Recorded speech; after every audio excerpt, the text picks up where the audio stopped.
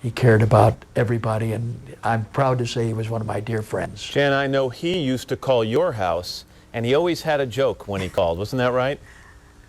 Well, he would never just call up and... always had a joke. He'd never call up and say hello. He'd say, have you heard this one? That's the first thing he said. Yeah, and you know who it was. Up. And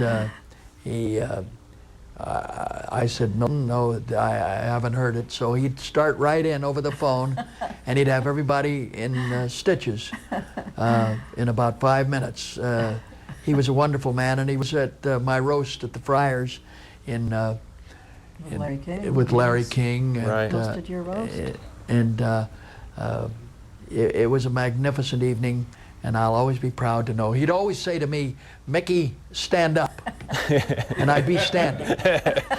Alan, let me switch to you, Alan. You know, it's hard to imagine in the 1950s this guy got signed to a contract for $200,000 a year. That was huge at the time. Even before that, people forget that he got $25,000 a week at the Carnival nightclub at the Capitol Hotel in New York before television. And he stayed there for a year, 2 shows a night, and packed it for a year. I used to stand backstage 4 or 5 nights a week and watch the master work. He was the highest paid entertainer in the world at that time. Why do you think people thought he was so funny? I mean, here's a guy who dressed in women's clothing back in the conservative 1950s. Why did people get such a kick out of Milton Berle? Because he was everybody's crazy uncle. He was the uncle you didn't talk about, who used to come here to the house on Sunday, and you had to pull the window shades down. Don't let the neighbors see this maniac.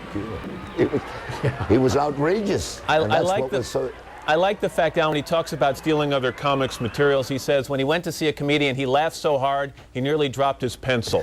Did he ever steal anything from you guys? No, I stole from Milton. Don't forget, I was discovered by Berle. I was 16 years old working on 52nd Street, Leon and Eddie's, and I was the part-time doorman. Nobody knew how old I was.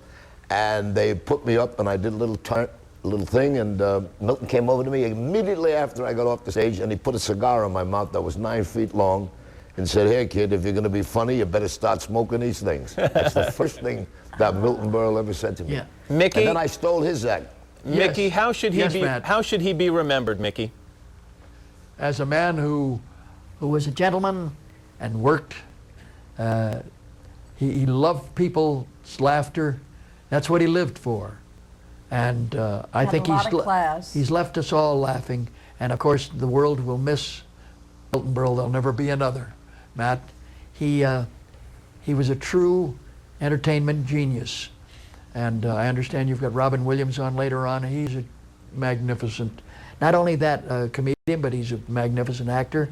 And we'll all remember Milton Berle as being one of the greatest entertainers that this world has ever seen. Well, I know he would be awfully proud to hear you singing his praises. Mickey and Jan, thank you so much. Alan King, always a pleasure. Nice to see you as well.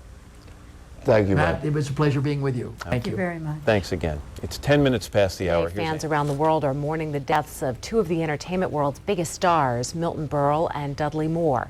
Mourners left wreaths on the Hollywood Walk of Fame for both Berle and Moore. Both stars passed away on Wednesday. Milton Berle died at his Los Angeles home. He'd been diagnosed with colon cancer last year. Berle got his start in vaudeville and went on to perform in nightclubs, on radio, and in films. But in 1948, he decided to take a shot at a new medium called television, starring in an NBC program called the Texaco Star Theater. As NBC's Shelley Smith reports, the small screen would never be the same. Now, ladies and gentlemen, introducing America's #1 television star, whose jokes go back to the Stone Age, Milton Berle. He will forever be known as Mr. Television. When I am a star on Broadway, they'll be lining up at the box office. I hope they all get their money back. He was so huge, attracted so many viewers, NBC gave him an unprecedented long-term contract. I have a 30-year contract with NBC, really, 30 years. And the lawyer who drew it up for me got the same sentence.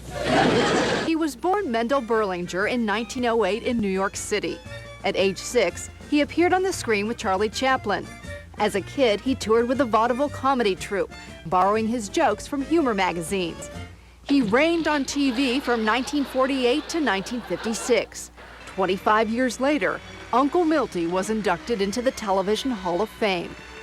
A television pioneer who brought laughter into millions of living rooms. Milton Berle was 93 years old. Shelley Smith, NBC News, Los Angeles. And as we've reported,